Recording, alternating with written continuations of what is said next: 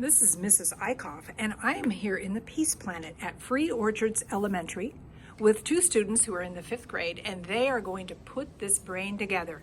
We're going to see how fast they can do it. Okay, guys, ready, set, start.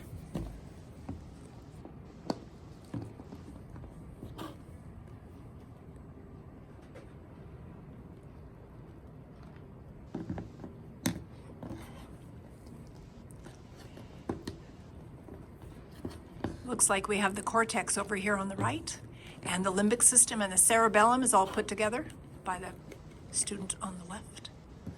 Oh, they're wrapping the cortex around everything.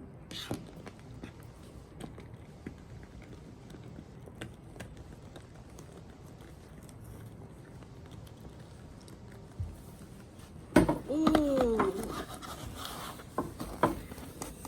Oh, I can't believe I forgot to set the timer. But I have a timer on my recorder, and it was 1 minute and 2 seconds. There it is. There is the brain. Very nice, boys. 1 minute and, what did I say? 2 seconds. 1 minute and 2 seconds.